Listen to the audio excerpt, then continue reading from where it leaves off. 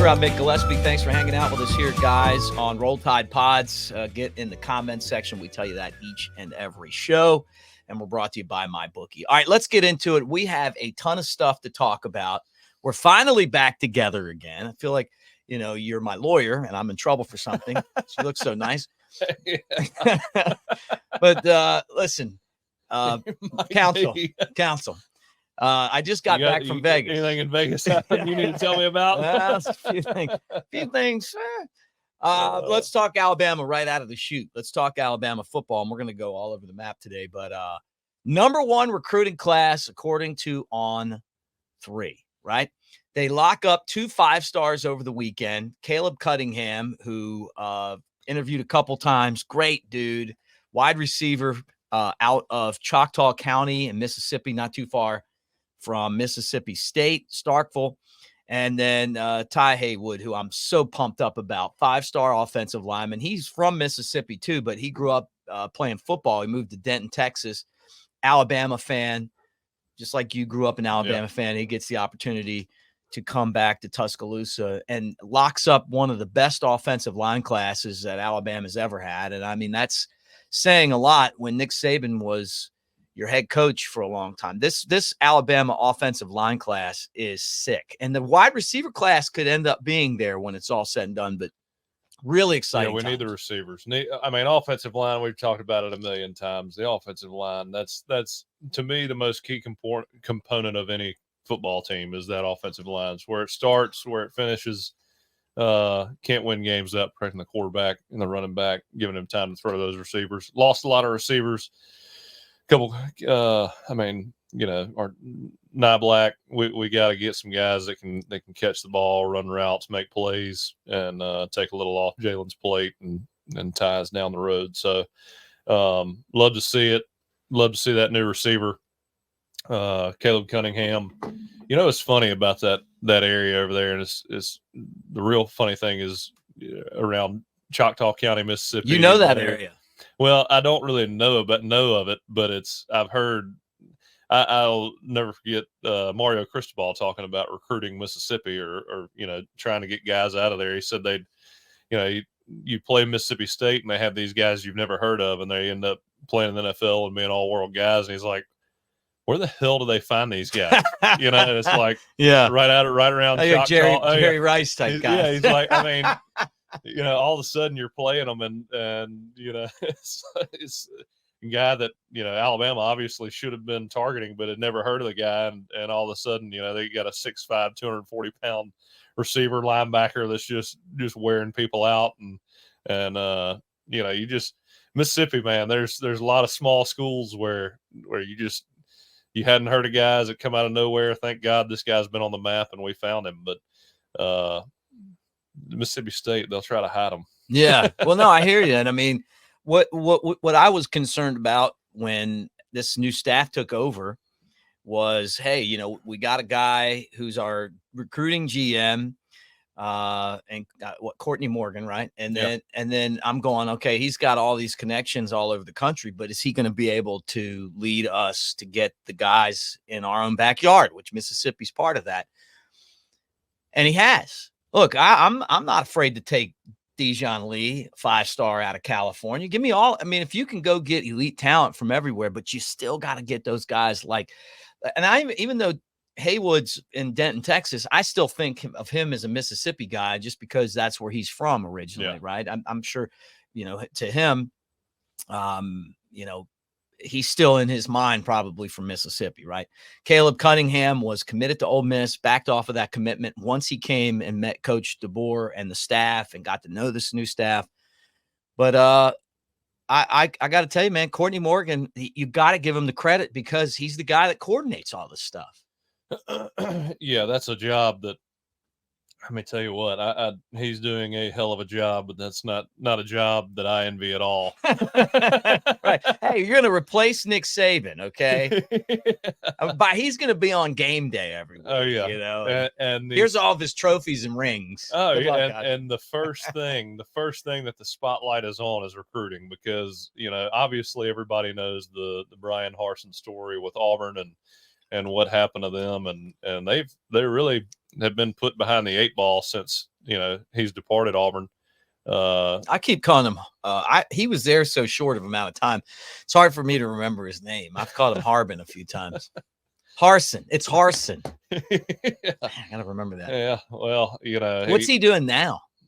I don't know where he is now. I'm sure he's back out west somewhere. Remember when the Auburn people hatched that scandal that him and a cheerleader? Oh my God.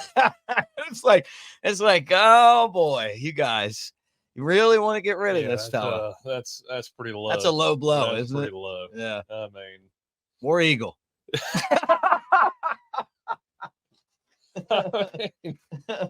Yeah. Times are tough when you're shooting that low. Yeah. I mean, he's like, none of this is true. And they did like the whole like Senate investigation and everything. And, oh yeah. Yeah.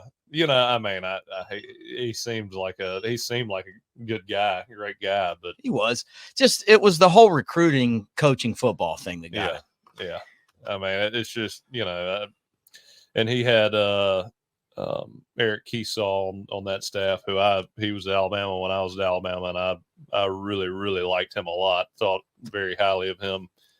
It didn't work out for him, but it's not personal, is what you're saying. No, that's right. That's right. Just in case he sees this, like, don't be mad at Jake for me making cracks at Auburn. I've been doing it since you guys. Well, hey, since man. I got heckled playing lacrosse, and they were throwing beer bottles and stuff at us. That was my first interaction with them. Well, Harson got a pretty hefty buyout, so he's doing well. He's probably fishing. I'd take a little trash talk for his buyout. He's probably somewhere fishing right now. Yeah. In the woods. No, I don't know him. It's not personal, but do the assistants get buyouts like a head coach? I'm sure, man. I mean, I don't know, but I'm pretty sure they do. I mean, they're all paid, right? Well, yeah. I mean, I don't know. I just, all you hear about. Well, you're friends with them. I don't know them like Text some of your buddies. Hey, man, if things don't work out, didn't go too well. Talking about your buddies. Talking about great transition. Hey, man, how much you gonna get paid when you fuck this up? So no, talking about your buddies, like the thing is, like, I was trying to hatch this plan, right? Where you go to a Ravens game with me, and then Derrick Henry, because you've played with him, I'd get a chance to meet him. Well, guess what? On my flight back from Vegas, right next to me on the plane, there he is. And he was in disguise. So I text you right away, like, you're not going to believe this, but he had his hoodie down. And honestly, I mean, I'm going to be honest. It's just you and me talking on this podcast. I was too hungover to have a conversation. I was just ready to sleep. You know what I mean? Have you been to Vegas before? Yeah, I have. Okay, so you know what I'm talking about. You get that flight back. And I mean, you're not trying to have like a heart-to-heart with the guy sitting next to you, but I was like, I sit down and I'm like, first row on the plane, very first seat on the plane, right? He's at the window. I sit down and I'm just like thinking, like, I'm getting up front because I saw a lot of kids that I didn't want to sit next to, and I wanted to get off the plane fast. Man, if I'm on a plane, I don't make eye contact with anybody. I don't want to talk. That's what it was. I can't imagine after a rough night. I mean, just. Well, here's the worst part about it. We don't know how much he lost or whatever he was doing there. I know what I did there. But when I'm going to sit down, like, originally I was in the middle seat, which would have been right next to him. And he's a big guy, and I start to sit down. Well, my legs got wobbly, and I actually bumped into him. I'm like, okay, I feel terrible, right? I just bumped into this giant guy, and I'm just like, oh man, my bad. And then the guy sitting in the aisle must have hated me so much he got up and went to the back of the plane. I took his seat. and then I was like, I just kept thinking, like, there's got to be a moment here where I can drop Jake Coker's name. It just never happened. Yeah, it just never happened. Dude, I'm on a plane. I don't give a shit who you know. I never got that chance, and I slept for most of the flight. But it was funny. What did you fly into? We flew to Dallas. On Mobile Southwest. to Dallas, the best part of the whole it was from Vegas. No, to Pensacola. Yeah. But I told you that United, the Karen that was at the desk last time was so rude to me. I will never fly United out of Pensacola again. So I'm flying Southwest now or some other flight.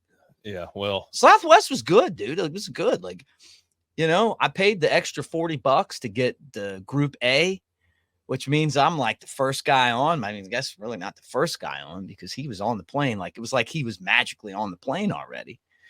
They used to have a flight to Vegas direct from Birmingham. They do. I'm taking that because I'm thinking about going back. Last time I went, I flew direct from Birmingham to Vegas. That's when you got here, the reason I wasn't here in the studio is because I had such a great time out there. I'm ready to go back. Which by the way, I brought you a gift. Uh-oh. I think you probably know what it is. I'm afraid to guess. Like, I think I see it now. So here's the thing, okay? And we'll get back to talking football. I mean, we got a whole show here. We're not going anywhere, guys. We'll talk more football. But the event was Dead and Company at the Sphere. And I went Thursday, Friday, and Saturday. I did the 3 days because I went to Red Rocks one time where I flew out, did one show and left. And then I was like, man, I should have just stayed, because once you get there, right? And it was awesome. So I went out there with my buddy Brett Elmore, who I do shows with on my channel. And I took him out. I got him a ticket to give him the whole experience, which I'll do for you if you come out. I'll get your ticket. I got him a show poster. I got him hooked up with his first Dead shirt. So you're my other broadcast partner, but you didn't get to go. So I brought you back something. Yeah. Let me pull this over here.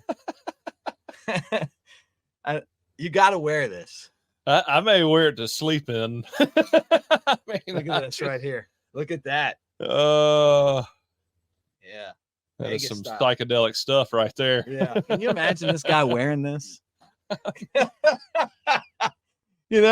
what it is, look, I love it. I love the gesture, but the odds of you seeing me in that's about the same odds you could see of me dancing on one of Ryan Williams' videos.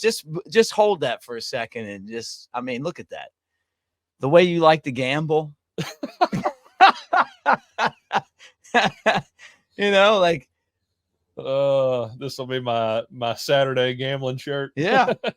When you play poker with the boys, that's how you show up right now. You're not there yet, man. But what I'm saying is that we'll get you there. Like it's one step at a time with this. And see, you look at the colors on that. You know me enough though. No, I mean, that is creative. Well, it's actually, there's a song called Deal, and it's about gambling. And there's another song called Loser. That's about gambling. Yeah. They're both gambling songs by the Dead. Was Loser your theme song out there this weekend? I heard it though. They played it on Saturday, which by the time Saturday rolls around, everybody's losing money. All my friends. So they're closing down the Mirage, giving money away, and you don't go there. Yeah, and that was across the street from me. I was at the Harrah's. And that's true. The Mirage is closing down, and they have to pay out a certain amount of money before they're technically allowed to, because of the federal government or whatever. There's an amount of money that you have to push out, I guess. What I was told. Now I don't know if this is true or not. This is what make it. No. And I looked at it every day because they had the Beatles, like they had their Beatles act that they have in their thing.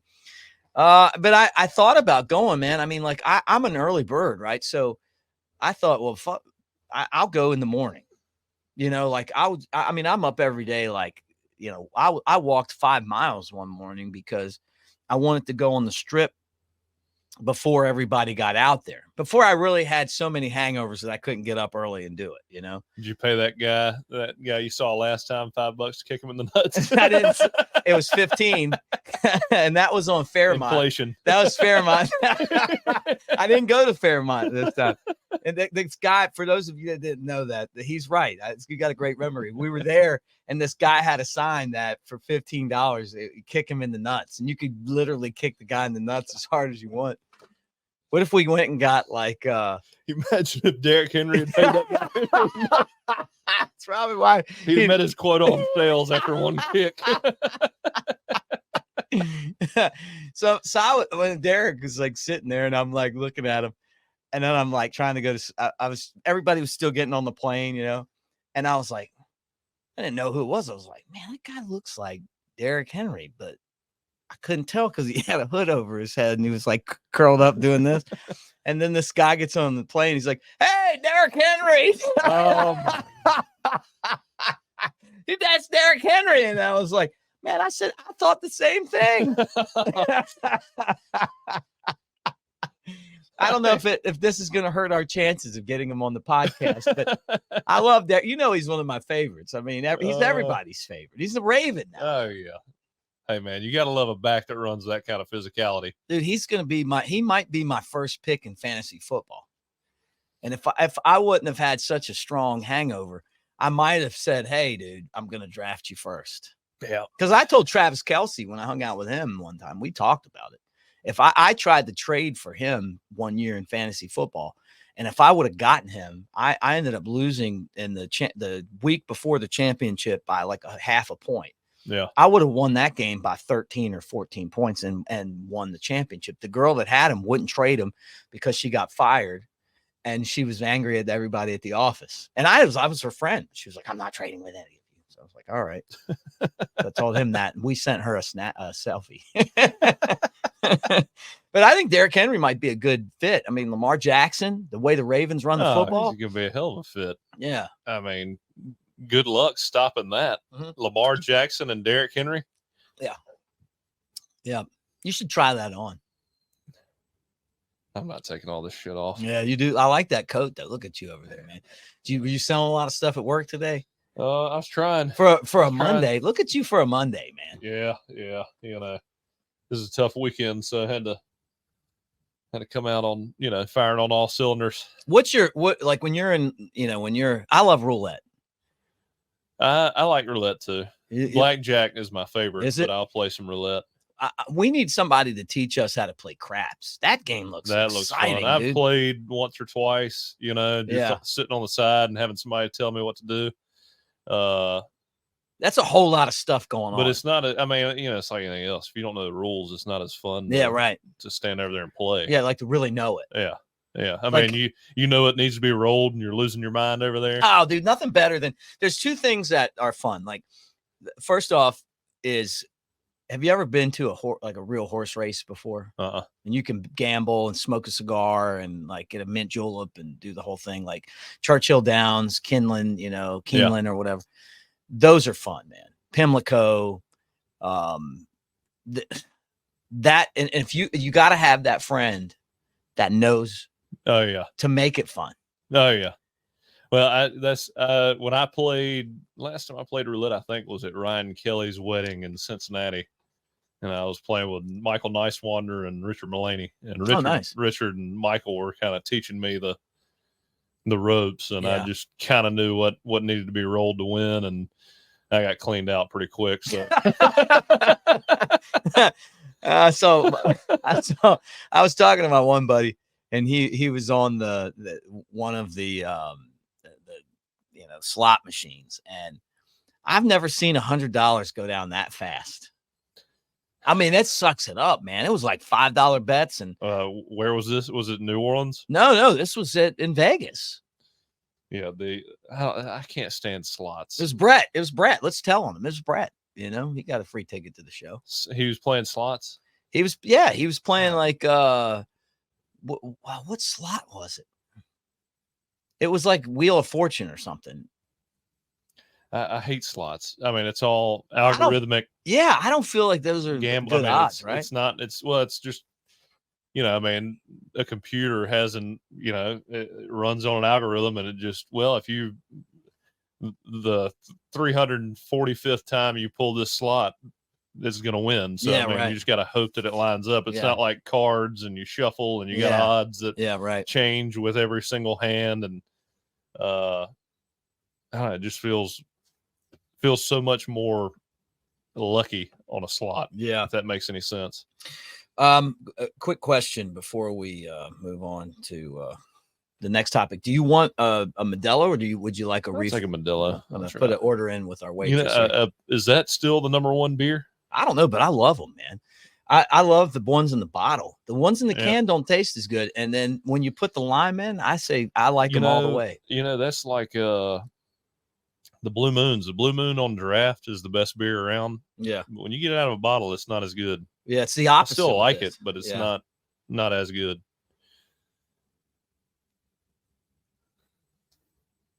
I mean, put this order in while you're talking. That Blue Moon on draft is well, you got hard that. to beat. Oh, I know. I need you to float the keg though. It's almost there. Like I can pick it up. I mean, it's probably a beer away.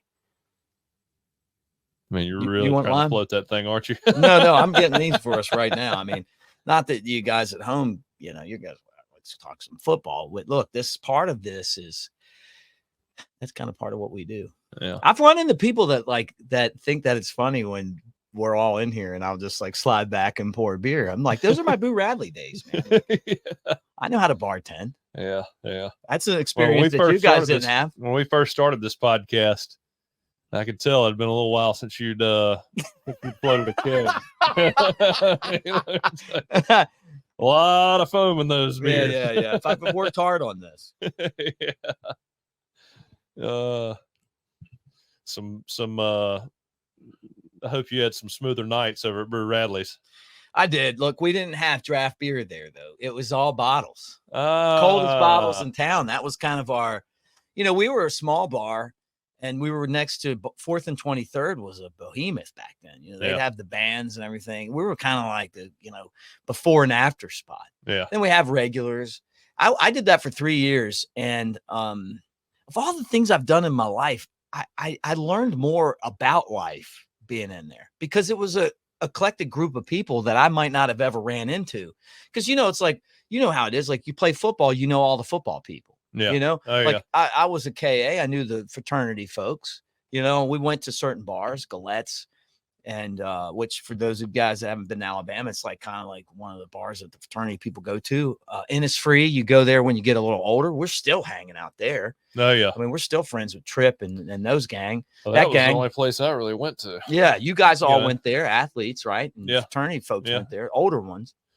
And that's really I got to know those guys there, Nick, Tripp, it's PK, but he's gone now. If I go back to Tuscaloosa, that's where I go. Just, see those guys. And we had a lot of fun, after we win a game, go in there and have fun and see those guys. I mean, that was hard to beat. Man, that would go in there with your boys and, have a few beers. That must be great, dude. Such a great feeling when you're just celebrating with a bunch of people that are, like brothers to you, especially at that time. My gosh. It's hard to beat that kind of brotherhood type feeling. Yeah. I just thought of this too. I should have told Derrick Henry I'm friends with Ryan Anderson. Everybody loves Ryan. Everybody loves him. I'm just kidding, man. I miss him though. Is there a funnier dude out there? Because I know he hung out there. Because people, friends of mine are like know him or friends of his too. Oh yeah. Well, as soon as he came back, I start. It's like the group that I've run around with here now, just that I've met through business and become really good friends with a good group of people. And within like 2 months of him being back and getting settled and hanging out with him, I started introducing him to people, and all of a sudden, I'm getting Snapchats of him with them. Like, hey, where's my invite? He's such an easy guy to like. Oh yeah, he's the best. But I think I'm headed down to Orange Beach this weekend. Gonna hang out with Ryan. Are you? Yeah. Really? Yeah. Man, I'm not gonna be here to crash that. It'll be fun to go. Where are you going? I got to go do baseball. I'm leaving on, but I can do another one of these. Like I'm if you can do it like Thursday, maybe. Or Wednesday, Thursday. But I can do it. I got to head to Dothan Thursday. Do you? Yeah. Maybe Wednesday. Yeah. Kevin Jackson having a golf tournament in Dothan. You're on the golf tour, man. Well, what's your handicap? I'm not on the golf circuit. things have my golf game's gone downhill. You hear? Is that door moving? No. Okay, I was looking for those beers. No, but he's having a benefit tournament, and for all those that don't know, Kevin was a hell of a player back in the 80s, and you good? Sorry. Anyway, DB back in the 80s, hell of a player. Benefit tournament in Dothan, that's where he's from. Good guy. So. All right. Well, that's cool. So you don't have a handicap? It's probably around 15, if I had to guess. You ever seen one of these before? No. That's from that's the Beaver. Yeah, it's probably around 15. I've heard that Joe Biden's a 6 or 8, but I think I could take it. Oh, you don't. And you know what? Before I didn't want to start our next piece of conversation without a beer. Talking about Joe Biden. Oh man. So when you go to these golf tournaments, do you ever know the people you're going to golf with, or is it always kind of like? No, because I guess a lot of times you're like one of the celebrities in this. Just get thrown in. Yeah, which is pretty try fun to hammer a drive, and that's about it. Hopefully, they're Alabama fans. This one they would be. This one they will be. Yeah, you never know who you're getting thrown in with on some of these. Tell me what you think of that. On these, well, I know this much. I love driving the cart and drinking beer at the golf tournaments and winning the prizes, man. Some of these give away amazing prizes at these golf tournaments. Oh, yeah. That Senior Bowl one was unreal. Yeah. All right. So, Saturday. I'm at. Yeah. I'll be at, huh? Yeah. Oh, yeah. When I texted you. Yeah. So that's what. Yeah. So I'm in Vegas. I mean, I'm doing the Vegas thing, and I get and you're the one that told me. Get a text from him. I'm watching a guy that's known as Big Elvis, and he plays at the. I sent a video, no response, but I sent. I was preoccupied watching the news. Yeah, and I at the time I was like, so I'm watching Big Elvis in the. Who's a very large guy that sings a really good singer. And he performs in this little bar in Harris, right? Which is where I was staying. And I'm I love Elvis. You sound like Elvis. My buddy Brett loves Elvis. We just go watch this guy. So we're in there watching it. And I get a text from you and you're like, basically that somebody tried to assassinate Trump and he got shot, and I'm like, so I go on my phone and I see the video and I'm like trying to explain to everybody and nobody's understanding it. It was so shocking. It's crazy. Well, I was pulling up to my in-laws' house with my 2 daughters. I was planning on, they got a pool. I was planning on taking them swimming. And as soon as we get there, my mother-in-law comes out the door. She's like, have y'all seen what just happened? Trump just got shot. And I was like, oh my God. Yeah. Look, with all the rhetoric going on, I'm not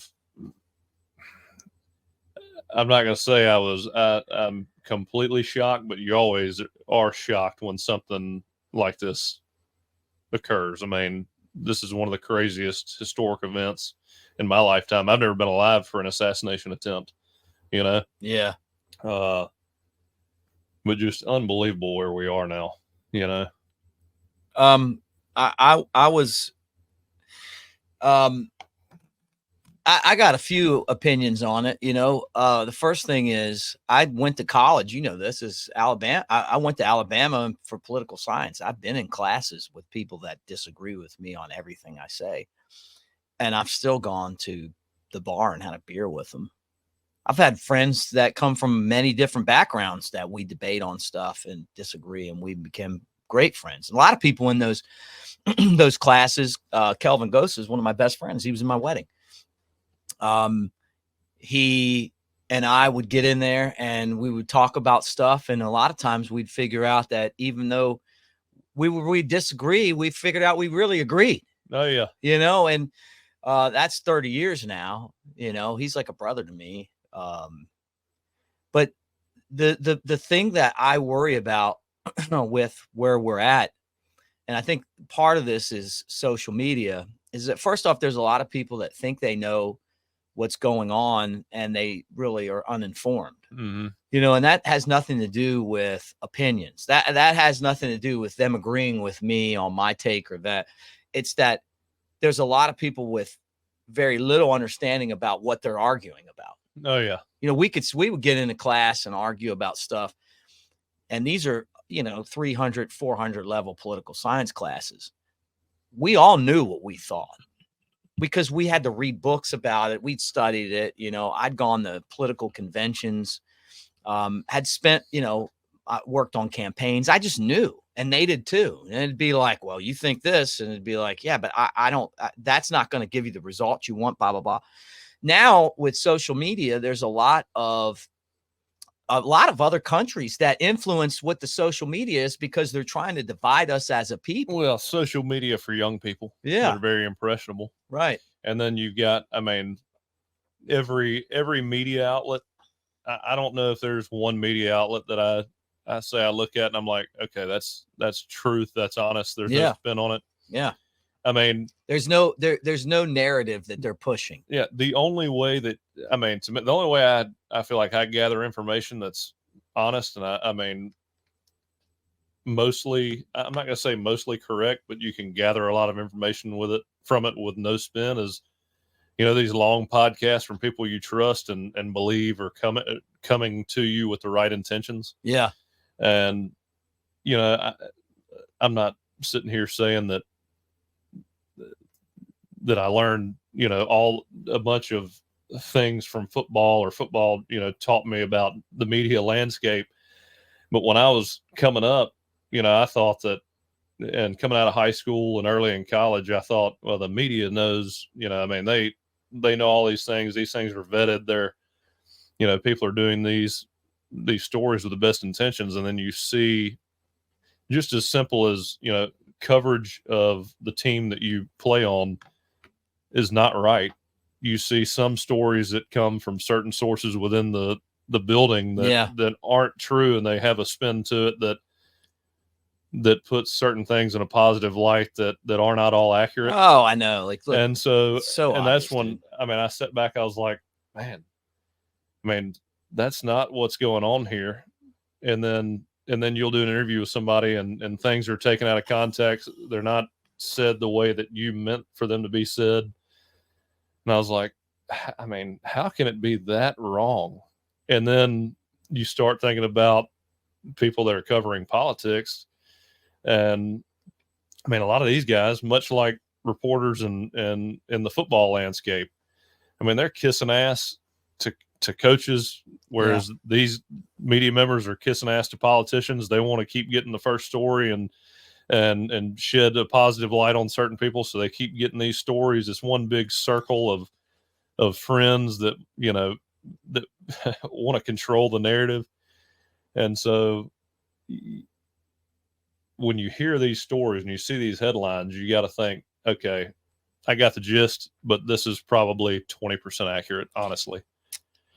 Look, you have to do your own research and your own. There's no credibility in it anymore. Oh yeah, I don't care where you sit politically. You cannot take the word of CNN, Fox News, MSNBC.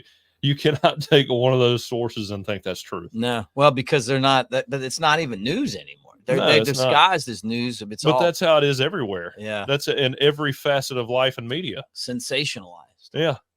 It's all, for the most part, it's all bullshit. Yeah, it is bullshit. No, I'm with you, dude. Look, I'll give you an example. I was at Alabama. I got a work study job. My first job in radio was at Alabama Public Radio. And I was a work study, but I got to, try to do stuff. I was terrible on the air, so they didn't put me on the air. But at that time, I just gotten, I was very interested in politics. I interned in D.C. for the congressman in my hometown who I campaigned for when he got elected. They brought me from Alabama to D.C. before I was doing sports broadcasting.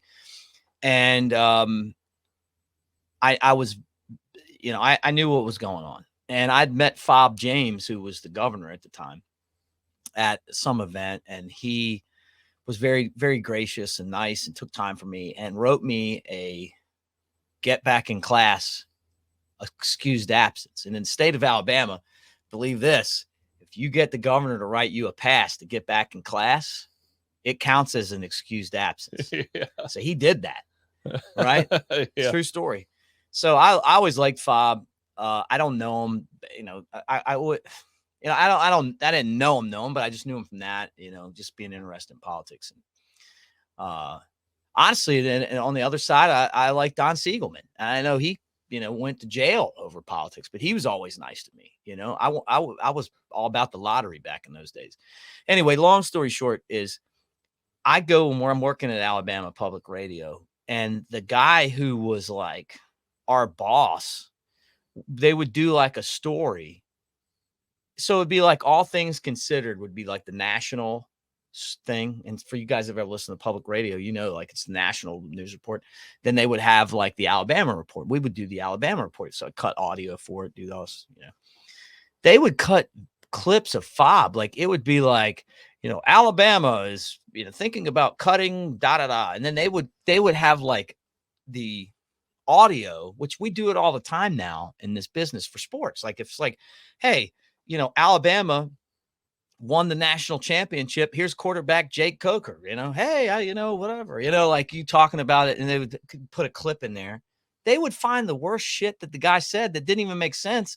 And it'd be like, blah, blah, blah, blah, blah, blah, blah, like on purpose. Oh, yeah. And so I was like, my whole thing has always been be objective, because that's what pros do. It's not about my opinion all the time. Like I have opinions on stuff, but you know what? Like when you watch our show, when you listen to me do a play-by-play game, when you listen to anything I'm involved in, I try to be objective so that it's up to the viewer to make the decision. It's not about me all the time. And you're the same way. We both talk about this. And I got into a pushing match with my boss over doing it that bullshit way. It's like, man, I'm not doing this. I've got a point where you know what I mean? Like there's some integrity to your work. If you do something deceiving like that, hide the truth, make somebody look bad when you're clipping videos or sound bites to make somebody look bad, and you're knowingly doing that, I'm done with you. I'm not listening to you. But there's a lot of people that don't, though, and that's kind of where and that was before Facebook and all the social media and X and everything else. Like you take a 5 or a 10-second audio clip, and if you put something that doesn't relate to it in there, who cares who the politician is or who the player is? You can make somebody look really out of touch with what the point of the whole thing is. Oh yeah. If that makes any sense. No, it does. It does 100%. I mean, in all these businesses, politics is a business now. Yeah. I mean, news media, my gosh, that's all that is a business. These news anchors that cover politics, I mean, they're selling lies to everybody, and the lack of unity, they should take a lot of blame for it, all in the name of making money. Yeah. And putting us in a worse position. I've never hated anybody. I mean, I couldn't name, I don't know of anybody that I hate. I can't think of a single person. That doesn't even register with me. How you push people, how you can knowingly push people to hate other people. I mean, if I've got a neighbor that needs something, if I've got a friend that needs something, somebody I don't know, if they need help, I'm happy to help. Yeah. I mean, you look around, we're all from the same country. We should be pulling our weight and trying to help each other. And it's just, and I don't want to get on a political rant, but I mean, again, you see all the money that we send to other people when we've got people in our own country that are struggling just to find hope and opportunity. I mean, Well, that drives me nuts too, man. I mean, that should be, the number one goal should allow safety for people to make money and raise their families and be happy. And that's just not what you see nowadays. And again, I don't want to make this a political podcast, but I mean, it's just, that's a podcast. I mean, it's just so frustrating to watch, and you see a lot of these kids now in some of these public schools that, I mean, no infrastructure, no support, teachers, coaches not getting paid enough. And that's the most fundamental, to me, that's the most fundamental resource that you could possibly provide for a child in this country is good teachers, coaches to help raise those kids to be productive and loving people. Yeah. And I just, I drive by some of these public schools and it just drives me crazy looking at just the lack of opportunity provided there. Yeah. And we send money we waste so much money on shit that doesn't matter. These wars, man, these wars, I've said it on here, man. I named my son after my buddy that got killed in one of our wars, and it's like, what is it really done? What did we get a discount on our gas? Oh, I mean, we didn't even get a discount on it. I was saying the other day, I mean, it's like, what did he die for? It's like, I think I was talking to my dad the other day. Lindsey Graham gets up there, starts talking about how good it is to have dead Russians. Yeah, awful. Like those guys going to fight. I mean, they're just getting sent off to fight by Vladimir Putin. They don't really know if they're. I mean, You're of course, exactly they right, give man. them a goal, but what's the real end goal, and what are they really fighting for? Yeah. I mean, they don't know what they're fighting for. Oh, they're man. just getting sent off to war.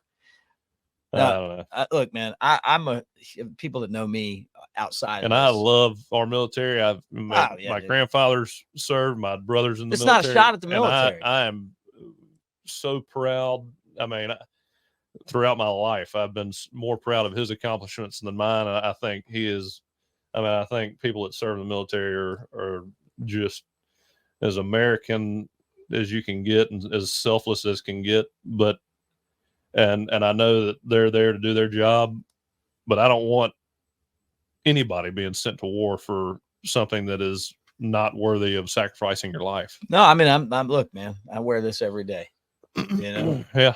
and I say my son's name and it's my friend's name, Yeah. like Big Jake and Little Jake. But the issue that I have, and I love Muhammad Ali, and he said it best. Like, Russians have never done anything to me, Yeah. The Jews never did anything to me. The Palestinians never did anything to me.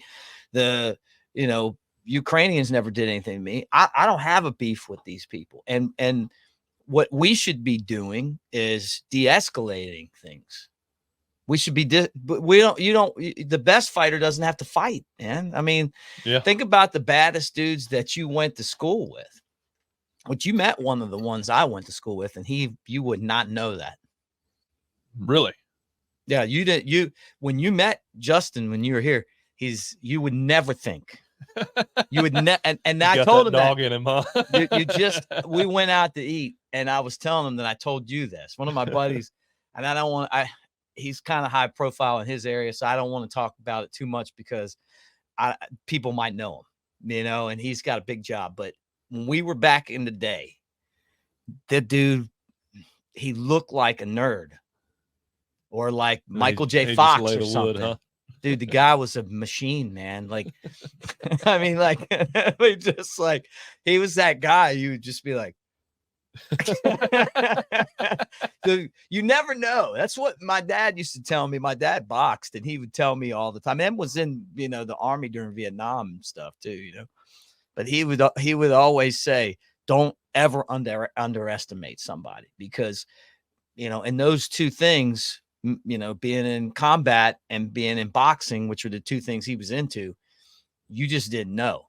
And that guy, you see him coming, he looks like he's not going to be able to do anything, and he'll crack your skull. I mean, really, like, you know what I mean? Like, just crazy. It's honestly like, we went to dinner and I told him you that, So always the quietest guy is usually the most dangerous. Yeah, right. He said that because he is pretty quiet. But my the guy with cauliflower ear. Yeah, but that guy loses, man. You know, the guy without the cauliflower ear is the one that wins. But my point is, like, the best fighters don't have to fight. You know what I mean? Like, we should be de-escalating and trying to find peace. Just watching that whole thing and thinking, the thing that bothered me the most about the assassination attempt, and there's a lot of it that I've thought about over the last few days, and it's pretty emotional, but it's that there's people in this country that think that I'm not entitled to my opinion.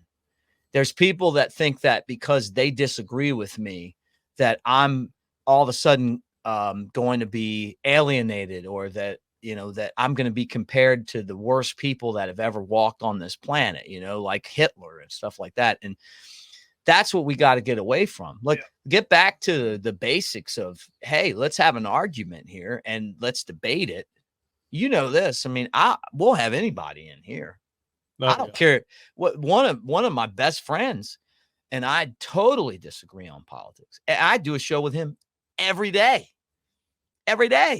And we're like this when it comes to that, but we're still great friends. Like, that's his opinion. Like, I'm not going, hey man, you know what? Like, I can't be friends with you. I'm just like, all right, you dummy. I'm just kidding. You know what I mean? No, one of my best friends. We graduated high school together. Every time he comes in town, he comes over and you know, he's. I mean, I'm right middle, you know, and he's left, and he if you gave him that shirt, he'd be wearing it every day. And look, that is not a left wing shirt. Hand me that back again, because I already know that you don't want this. I can already tell you're probably going to forget it here. Look at that. That is beautiful. And think about this, man. I just say this: be open-minded, man. That's the way we enjoy talking about it. We drink a beer, you know, talk trash to each other, and we'll get into it. And then, you know, when he's ready to go home, I'm like, all right, what time you coming tomorrow? Yeah. You know? And we have fun talking about it. It's just a good, you know, it's healthy conversation. And I mean, you know, yesterday was Saturday was the first time that I've ever seen anything like that in my life. And it just kind of shows you where we are. And it's well, we've heard the rumors that they were going to do this, and then they did. But it's just you have to, when you see it. They've been talking about this was going to happen for a long time, but then it happened. Yeah. Oh yeah. And it's like, you know, and you wonder about the motives, man. I mean, like, how could this? I would go through security. I can't get a water bottle through there, and they're going to they're going to leave a shot from 130 feet out, or 130 yards, 130 yards out, like, and nobody's paying attention to that. I went to the Orioles game. I told you this off the air. When I was a kid, I went to the Orioles game. Bill Clinton was there.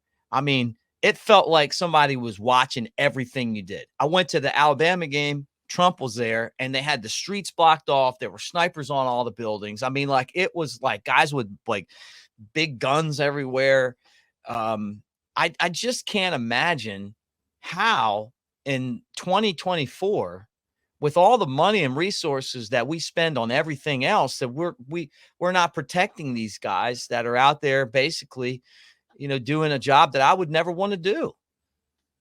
I mean, let me tell you, I've shot a lot of guns in my life. 130 yards is nothing. I mean, that is nothing. I mean, you're talking about shooting groups like that at 130 yards. I mean, it's just, to allow somebody to get that close with a gun on a white roof where, you know, there's bystanders just sitting there pointing him out. Yeah, one guy died. Yeah. And it was a 50-year-old guy. A dad of two, just going there trying to enjoy the rally and spend time with his kids. And let me say this too, man, because I have another story on this. This is not a narrative on, hey, this guy's political views.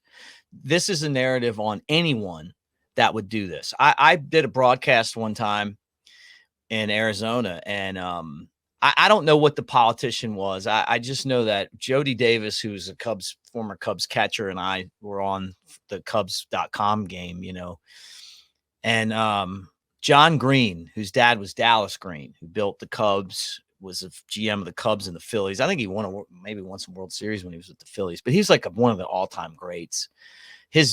Anyway, John's daughter was at a political rally, and some nut came in there with a gun and shot her and like a little girl like Jake's age, my son's age, like 12, or something. And he came on and talked about it with us. And I've done a lot of like broadcasting stuff, like just different games or whatever. I left there with the feeling of sorrow, like that you just can't even, you can't even like, and I don't remember how long it had been since that incident, but he was going out and he was trying to turn it into a positive. And there's nuts on all sides, and it's honestly, it's just sad, man. I mean, like, you have to accept people for who they are and be okay with someone having a different freaking opinion, man. That's what I think. Right? Well, I mean, that guy got what he got what he deserved. I mean, that guy, had he made it out of there, you still need to get that guy out of the population. Well, let's look at him. I mean, and I don't know that guy was splitting atoms. Well, here's the thing, though. I mean, yeah, you're right, but he pulled it off, though.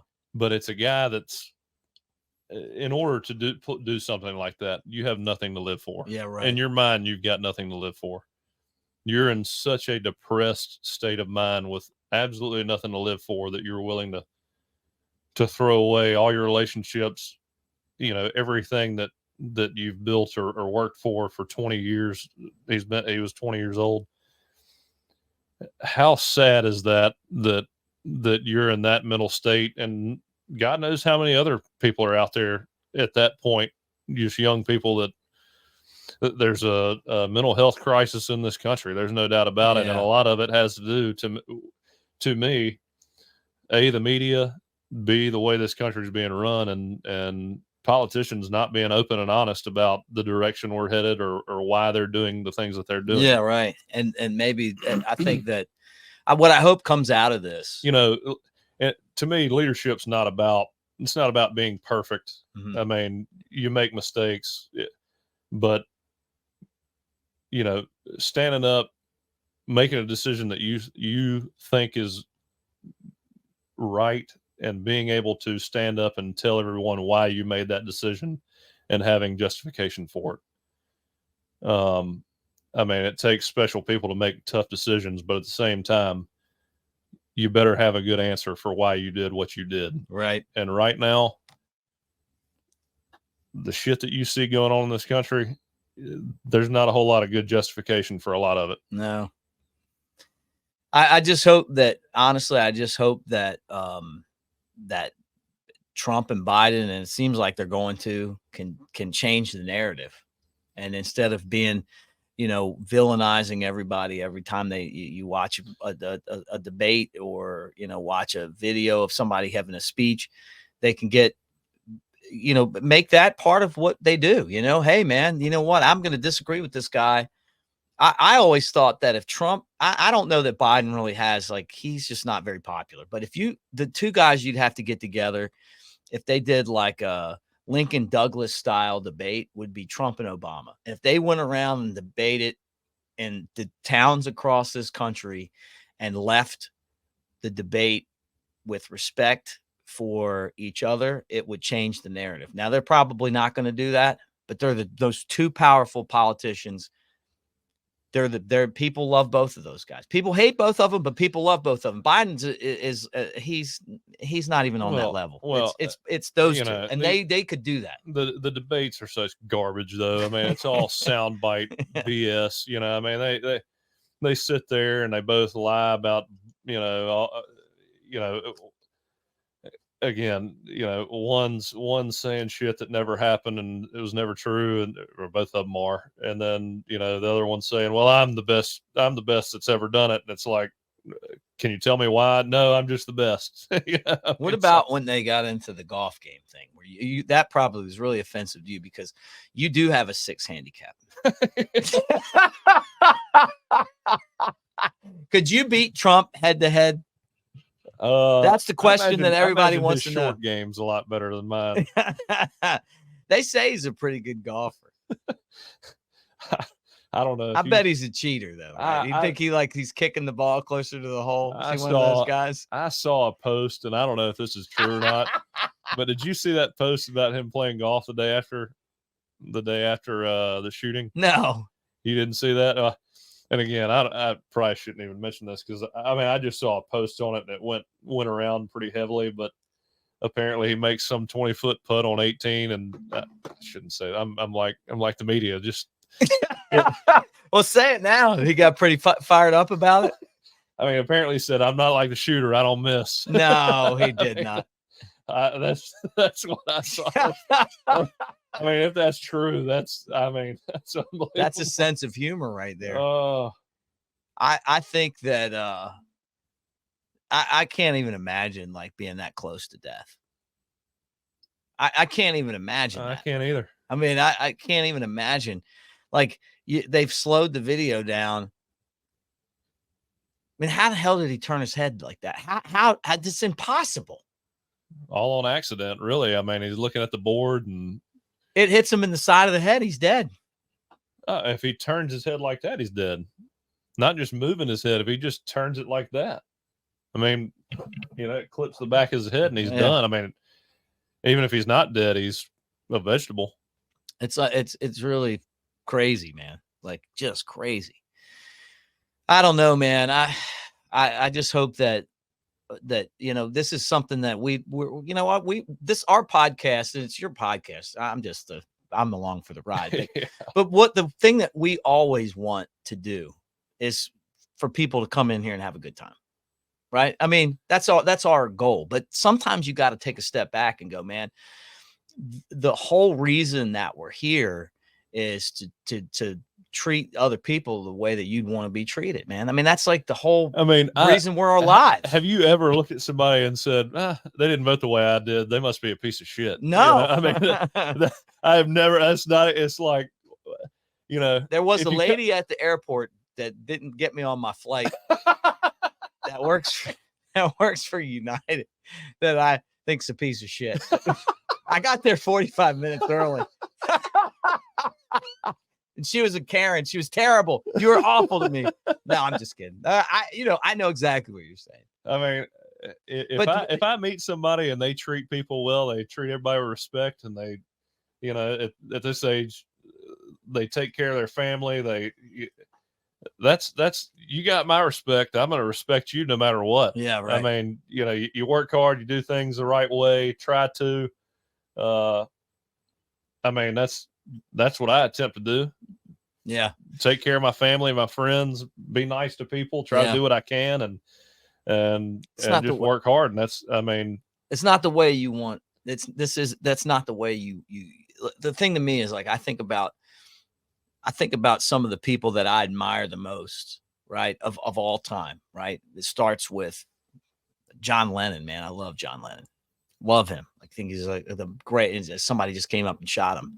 People didn't like some of his opinions, I don't always. I think politically, I don't know that I would agree on all of John Lennon's political opinions, but I love John Lennon. I've seen Martin Luther King. I've seen some of John Lennon's interviews and what he talks about. I mean, his peace. I was about to say, genuinely deep down, to me, what he was arguing for was, again, peace, less death. I mean, right. How can you dislike a guy for that? And that's kind of how I am. It's what I said before. Like every time a bomb goes off and someone dies, if they're Iraqi, but they're innocent, they haven't done anything, or like some kid that joined the military because they had to get a job, or they're made to, they're not my enemy. The government might be, the people making the decision might be, but for the most part, we're just pawns in this game, and I love the fact that he stood up and I love Muhammad Ali. He didn't get assassinated, but he was hated like Trump. Yeah. The people hated him back then. Now I know everybody now, they rewrite history. I had a Muhammad Ali poster in my room when I was a kid. It was not very popular. Not everybody liked him. And then Martin Luther King, there were a lot of people that hated him back then. Obviously, look, somebody shot him because they didn't like what he had to say. You look at the military recruitment levels now. We're not recruiting at the same rate we used to. And what's the reason for that? It's because people generally don't believe in what we're doing militarily anymore. That's right. Yeah, they want to be involved in all this stuff. The Kennedys. I saw both assassinated. I saw an interview with what's his name? The guy who killed bin Laden. The SEAL. Yeah. What's his name? Anyway, he signed a book for me and it's inside my house and really? I can't think. Yeah. Let me look it up while you're talking. He was reflecting on, this was just an interview I saw recently, but he was reflecting on his time in the military. And again, I respect the heck out of him and everything he did. And I don't think he should question what he's done because, he put his life on the line for what he thought was the right thing. And he trusted his leaders and it wasn't Rob O'Neill. That's right. Yeah, it was right. Rob O'Neill. Right. Okay.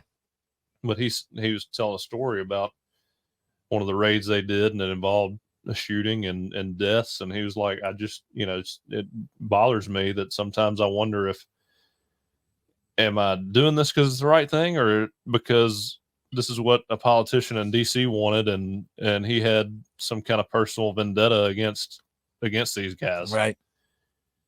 And I don't know how you send people to war and watch people die without 100% understanding the reasoning behind the mission. I'll tell you this, man. Look, I'm gonna bring my buddy's name up again because I love saying, but there's again, Thomas Walter Jackner, just because the fucking guy died. Yeah.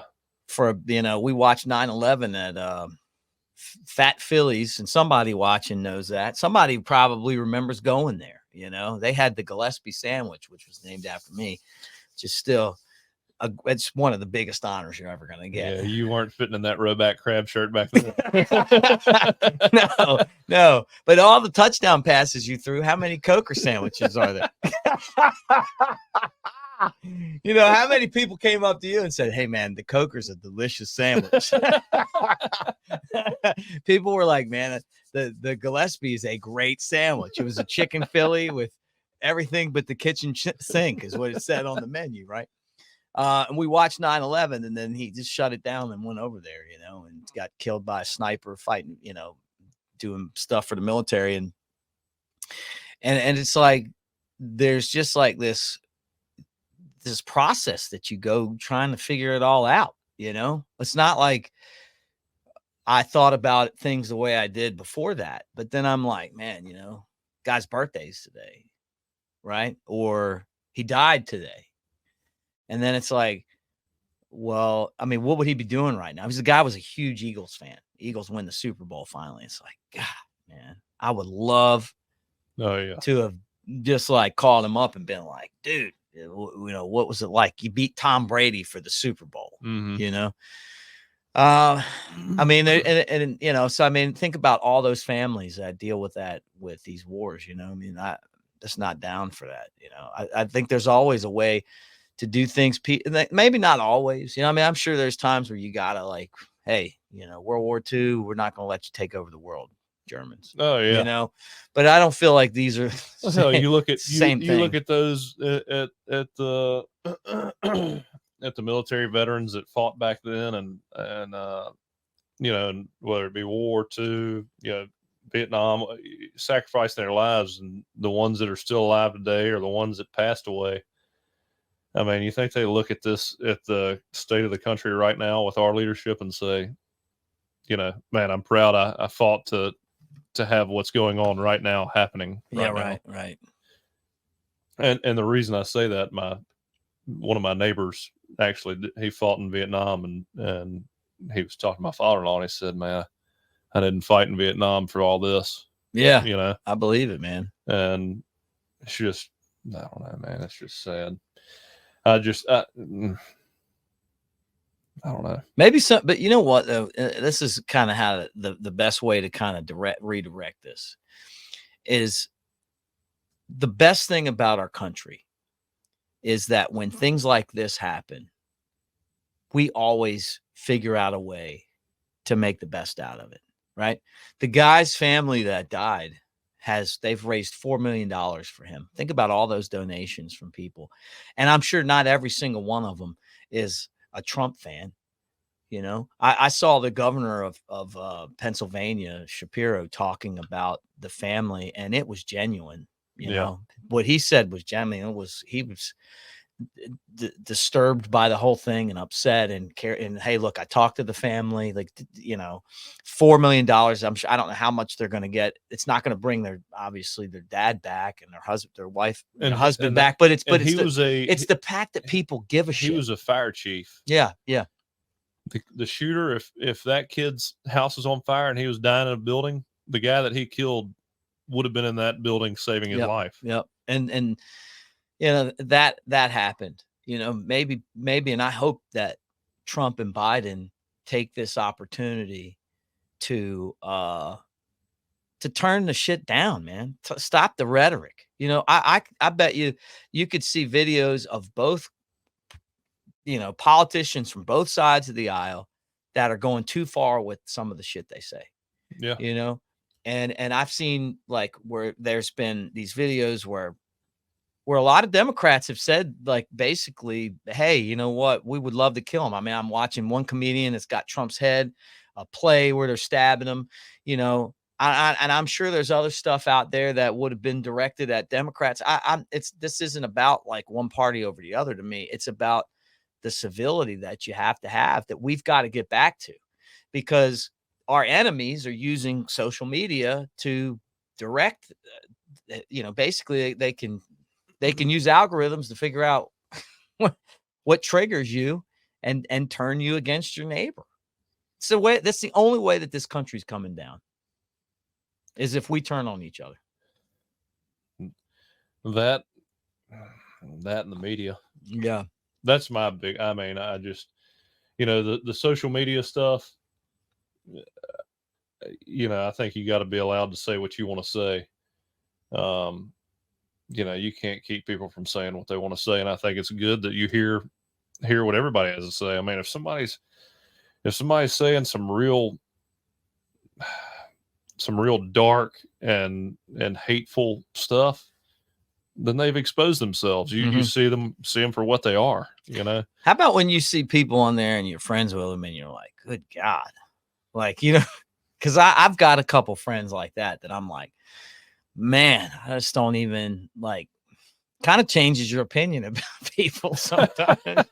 Like, I've known you for a long time, but man, that's a little bit extreme for me right there. No, yeah. Well, you know, the problem with it is people get behind these keyboards and they just feel like they're untouchable back there. Yeah. And you've had it directed at you, haven't you? Well, I mean, you know, I feel like maybe in football it's come at you. Oh, yeah. I mean, it has. Yeah, it definitely has. I know. I'm just messing with you. But, you know, again, at the same time, it was very helpful for me to go through something like that, you know, hear that kind of stuff. And I mean, it is what it is. It's part of life. If you're going to, it's like that drunk guy at the softball game. He says, well, you signed up for it. I'm like, and I mean, I'm sitting there, you know, not realizing that I'm about to get an enlightening advice from a drunk KA at Florida State that's 20 years old. Yeah, that's right. I remember you telling me that. You know, very different than KA at Alabama, by the way. I mean, you know, and again, we were way more respectful. No, he was actually being respectful. He said it. You know, I was like, you know, that's actually. If you were like, look, right. If I would have just showed up here, we'd be fraternity brothers. Well, you know, the great thing about your Grateful Dead shirt is that there's a lot of lyrics in that music that can lead you to a very peaceful direction. Oh, I'm sure there weren't any fights at that at the Grateful Dead concert. Man, I got to tell you, dude, like I made friends with everybody. I mean, like, you know, like it was every night. Like I couldn't wait to get there to see who was sitting around me. Yeah. Like the first night I get there, it's Wait, so how many nights was this concert? well, I went to 3. You went to 3? Yeah. Same show 3 times? What's man, what you They don't play understand. a little bit of a different set. They never play the same show twice. Yeah, see, I'm not a Grateful Dead I'm guy. trying to get you there, man. Like I'm trying to lead you down this. And what I'm excited about for you is, that's why I took Brett. I took Brett out there with me because I had to. I've been telling him about it, but you got to see it. You know what I mean? Like, and he left, and he's like, "Oh yeah, it's a life changer." It is. It is. But you go out there and every single show, it's like with Bill Walton. Remember, I was talking about loving Bill Walton, and he'd been to like thousands of shows. Bill Walton may be the most interesting sports figure to ever live. It's amazing. It's funny dude, you know. I mean, it's so funny listening to him. Apparently had some teepee out in front of his house, and that's where he took everybody to smoke some weed. Yeah, I'm sure. It was legal in Vegas. Okay. So I didn't do anything. Well, I didn't do a lot of the legal stuff there. You know, I went with the flow for the most part. Okay. But what I want to tell you is that I made friends. Like I had these guys next to me from Baltimore. Then this other couple, this was the first night, this other couple that was just like, they come a lot, you know, they're like old hippies and they're telling, you know, us what's going on. And then the guys in front of us were from LA. They just flown in and, you know, they were all like, went to college at UCLA together. But they're all like, you know, adults now.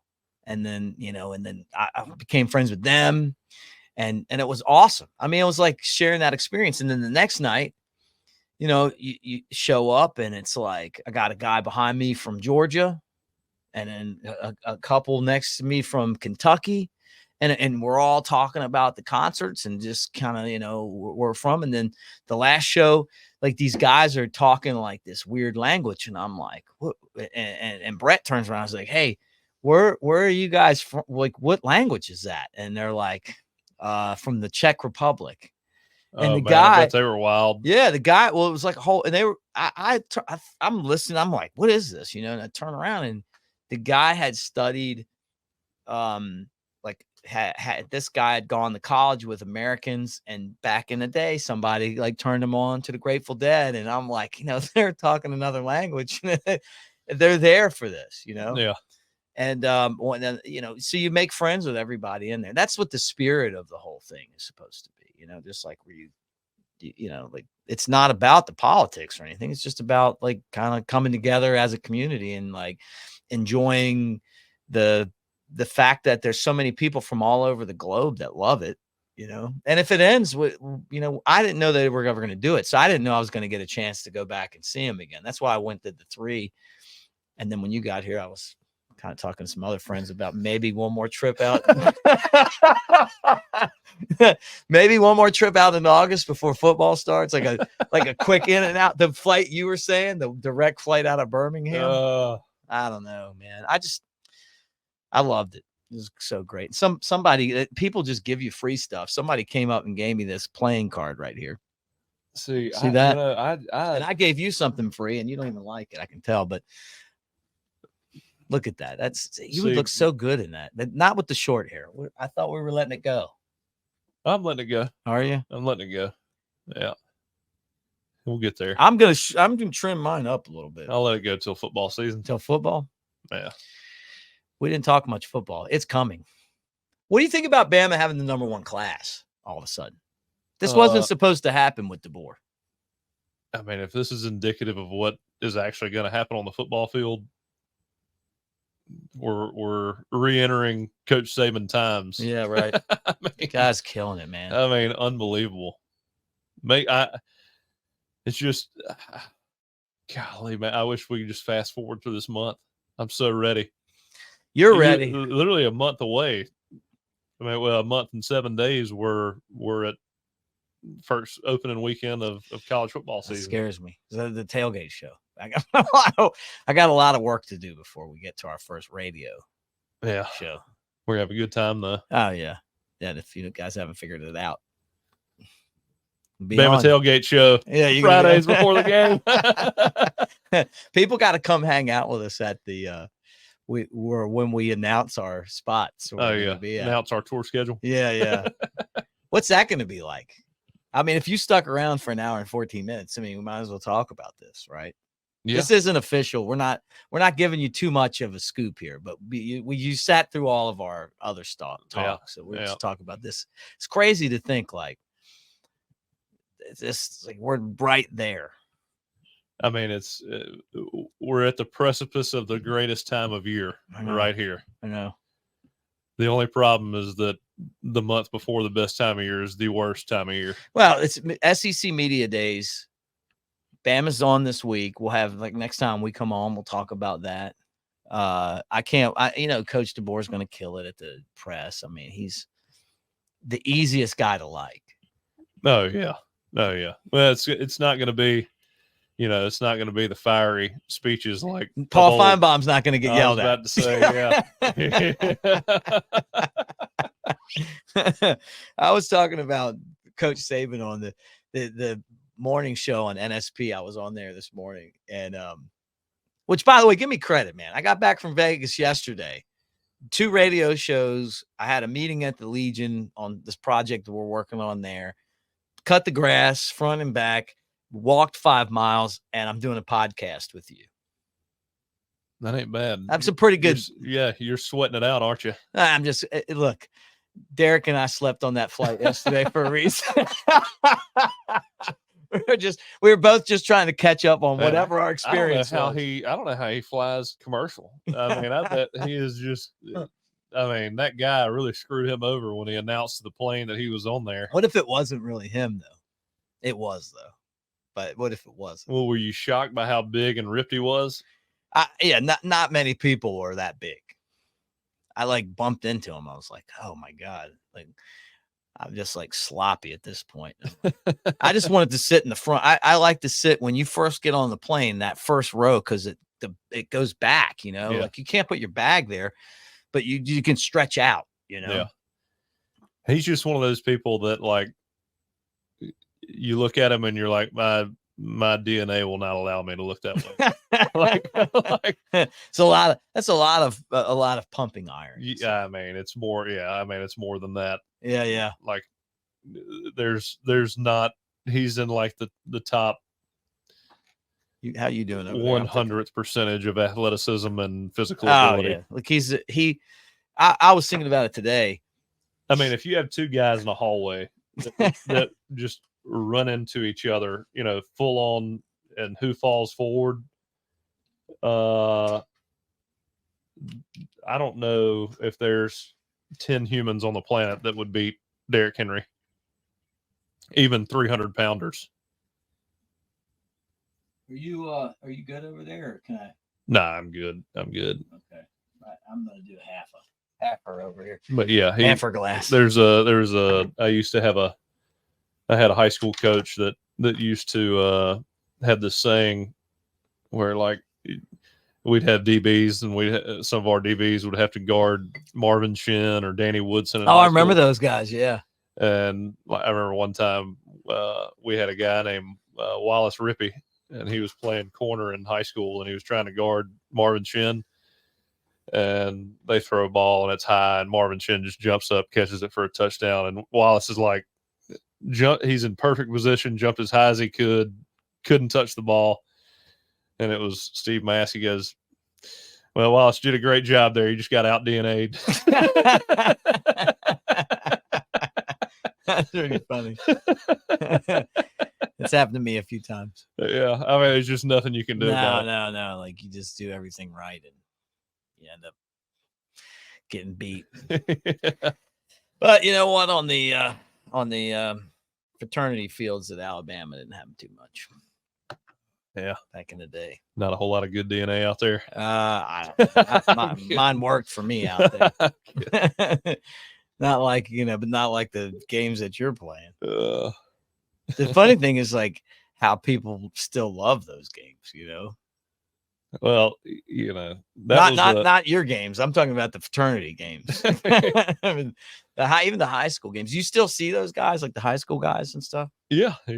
I mean, not as much as I'd like to, but I mean, I still live in Mobile, so I see the guys that are still here, The gang. here and there. But well, I'm hoping that next trip to Vegas, man, maybe I can get you out there for the Spear. You want to go to the Spear? I don't know if I can hang in there for that, man. Sounds pretty heavy. It is. But you know what? And until you do it, I mean, I don't know. You might come back a different person. Here's my ideal weekend is when I'm at home. You're gonna make me.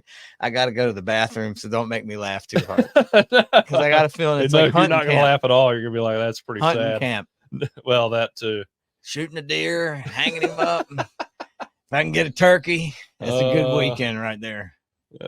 Well, campfire, a couple beers. Okay. Well, yeah. Minus the voice. Yeah, you got it. I've learned this. As simple as it gets, as little people as it gets, I'm good. That's when I saw, like, for me, it's, handing you this, right? For you, it's like when you show me the picture of that giant deer and you got all your kids are holding it and your wife's there. And I'm like, I get it, man. Like, look at the size of this. Look, and you told me the score and everything. Man, it was one of the most fun nights I've ever had. That's how I feel. I mean, I just did it for 3.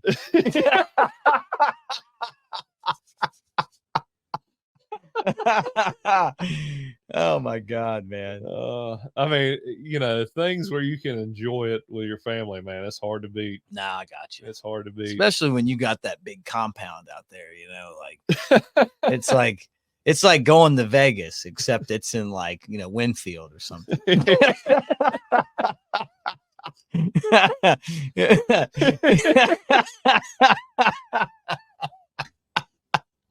You better get to the Piggly Wiggly before 10, though.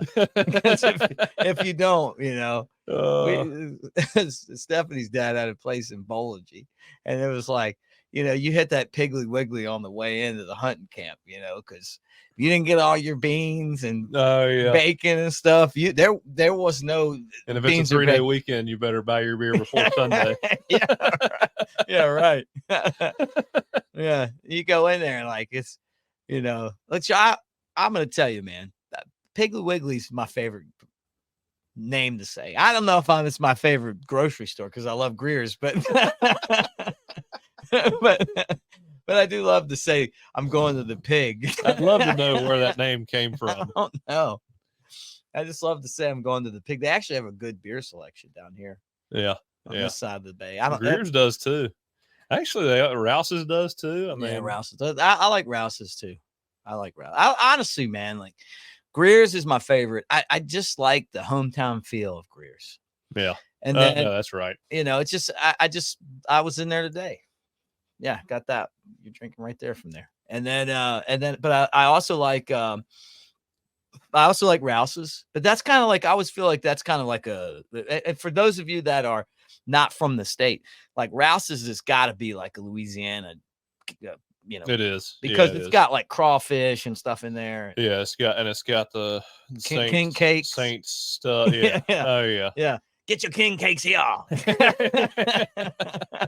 but I do have. There's one close to here, so I go there some. And then what was the other one you said? Piggly Wiggly Rouse. Oh, Piggly. Yeah, we got Piggly Wiggly and Fairhope. It's pretty good. Good beer selection. Rouse's is where I get a lot of my kegs from. Rouse? You get kegs from Rouse's? Yeah. The Blue Moon one comes from there. I didn't know that. Yeah, but it's got to be. It's the one in Spanish Fort, so it's up there a little bit. Huh. But good people. I always like dealing with them. And up there in Spanish Fort, and I don't get out much. Yeah, man. The funny thing is Spanish Fort 8 miles from here. Yeah, it's pretty close. When I used to come here before I lived here, I would come when the team would play the Bay Bears. So we had the hotel, the Riverview, which is one of the nicest hotels in the state. Yeah, it really is great. It's in Mobile, and it's 5-star. It is a big league hotel. Yeah. Have you been in there? But you know it. But have you ever stayed there? Because you live here, you probably never have. I've never stayed there, but 5-star, dude. And if it's not, I want to say my high school prom was there. Do you remember Jeff Samardzija? Yeah. Oh yeah. We were in there one time, and Jeff Samardzija was we were waiting on our room keys, and Jeff Samardzija played in the big leagues for a long time in baseball, but he was also a great football player. Oh yeah, receiver for Notre Dame. Yeah, he could have gone to the NFL. Saw him play against Air Force. My brother was playing. Yeah, and he probably caught like 3 touchdowns and ran over a couple dudes. Like he was a beast. It was not a close game. No, and I bet you he scored like 3 touchdowns. He was an amazing athlete. Oh yeah, long-haired dude. He was like 6'5" or 6'6", big, strong guy, but a surfer type guy. And we're waiting on our keys, and there was like this vase thing that they had sitting over there, and he was messing with the vase, and the lady made some comment like, that he needed to stop messing with the vase, that unless he wanted to buy it. And we're all like, he's just signed a $14 million contract. I think he could afford that vase. Guys, he's a cool dude too, man.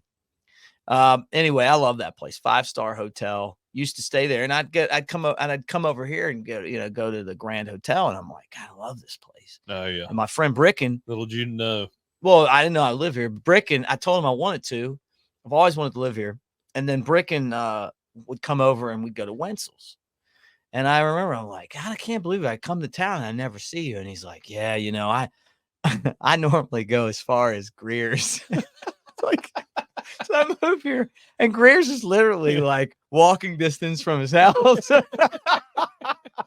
So like, then about a month here during COVID, I'm like, I get it now. Like, everything you need is like within like a 2-mile radius. Yeah. Oh, it's a little world over here. It is, that. But I've tried to talk you, and I'm trying to get Ryan over here. I need somebody to come over here. I think you have a hard time getting Ryan out of his spot. I think he's set down in Orange Beach. He likes the neighborhood I live in, though. Yeah, be nice. But I'd love to have you guys. I need somebody. He's got a crew over there now. Does he? Oh yeah, he loves it. Orange Beach is great too. And then I'm thinking like Freebird's back, ready to go. The Bird's back, and I'm thinking about maybe setting sail tomorrow or Wednesday. And I may go to the Fort Bama. I might have to hit him up and see what he's doing. Yeah, you need to. Nothing better than backing that boat out and getting and it working. I got to get him out Saturday. I got to. Well, I think this has been a great show. It's definitely a little bit different than our normal show, but it was fun. Anything that I didn't we got that out of our system. Well, I mean, that's kind of what it's for, though, man. I mean, if you do a podcast, you want to talk about the things you want to talk about. Well, hell, ever since Saturday, I haven't really been paying attention to much else, I mean, outside of, at work today, but geez, it's just been crazy, again. I know there's been a few attempts. I mean, was Reagan the last one? Yeah. Is that right? And I'm going to tell you right now, I loved Reagan. Yeah. Loved him. Still love him to this day. He was a Cubs broadcaster.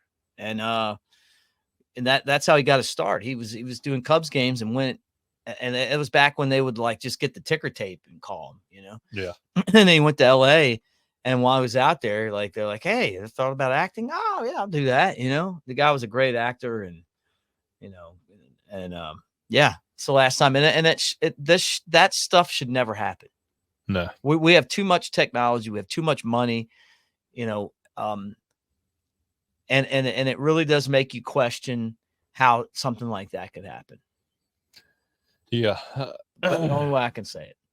Another one of those deals where we need to have some answers. Yeah. And we never will. That's right.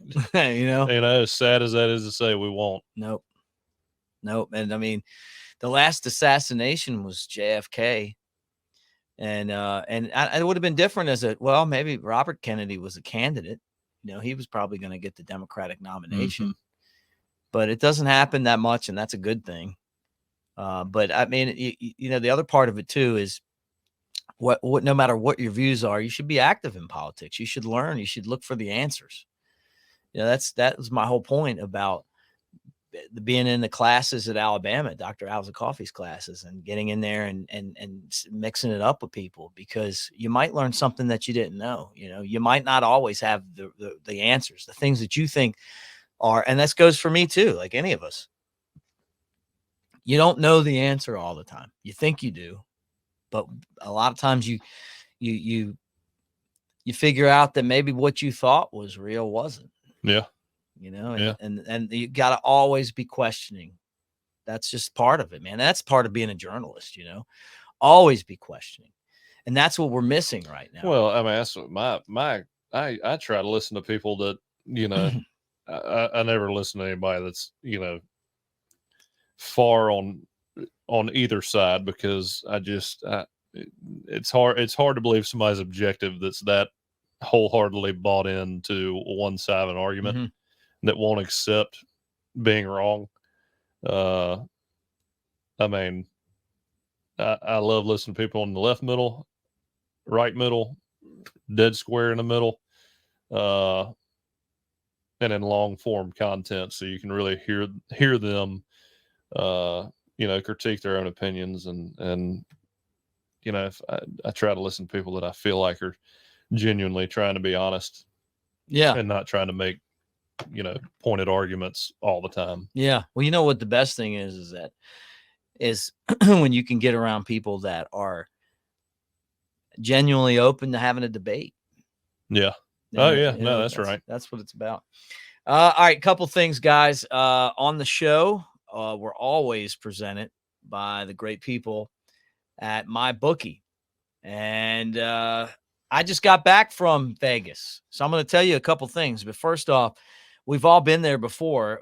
A weekend trip to the casino canceled because real life came calling. And if real life came calling, you probably saved yourself the $20 beers at the Spear, which is a lot of money for one beer. MyBookie's new and improved online casino is here to change the game. Dive into a truly realistic casino experience featuring the latest in slots, progressive jackpots, and live dealer action, all from the comfort of your own home. The MyBookie Casino provides a Las Vegas experience when the action is in your hands and you don't even have to wear pants. Start at MyBookie today with a generous sign-up bonus using the promo code NEXTROUND, and a revamped loyalty program ensures a host of exclusive VIP perks. The more you play, the more you win with MyBookie. And like I said, Vegas has gotten very expensive. I mean, very expensive. Yeah. Like I was out there before COVID and it was not that bad. It is like they have ramped up the prices. Like you talk about inflation. Woo!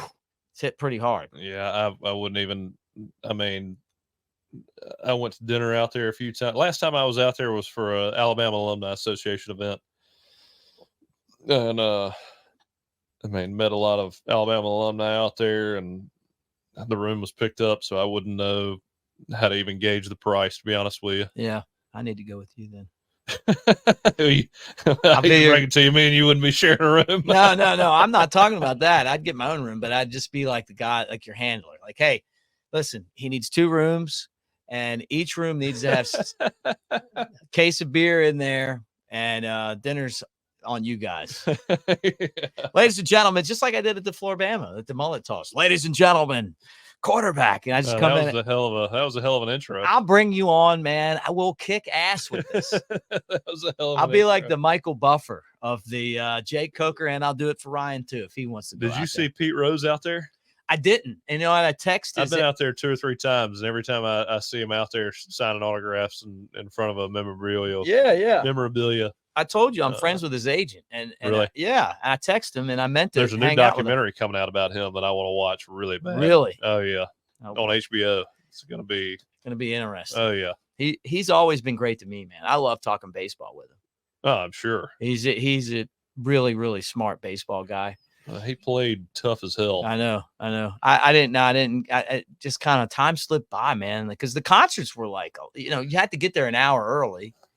Just not to be standing in line all the time and stuff, So it turned into like, it almost felt a little bit like work for me, doing baseball, because you got that, every night you got a game at 7:00 or whatever, so you got to get there early and kind of go through the thing. So I didn't get to see Mike or Pete, but I really wanted to. If I go back out, I definitely hope I get to run into him. Yeah. The other thing, guys, is that our promo code is Room20. 20% off your first order at roback.com. And you're right. The crab shirt fits right now, and I want it to keep fitting. So I'm try to make sure I walk my 5 miles, and love the crab shirt though. The crab shirt is the ace of my shirts. I hear you. I hear you.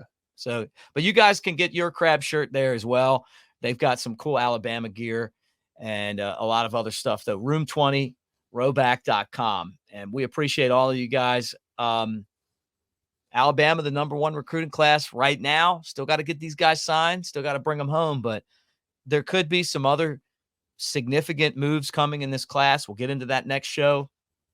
Obviously, we'll talk about what Coach DeBoer said at the SEC Media Days and also the players that went, guys that we've met now. Jalen Milroe, Malachi Moore, 2 awesome dudes, Tyler Booker, who's on the next round. So that's 3 fantastic speakers that can come out there and kind of represent the program. They're going to talk as well. So we'll get into that and much more. But anything else? Are you good? I think we covered it all. We did it all today. Thank you for hanging out with us, guys. Like and subscribe. Get in the comments section. And from the bottom of our hearts, roll Tide. Roll Tide.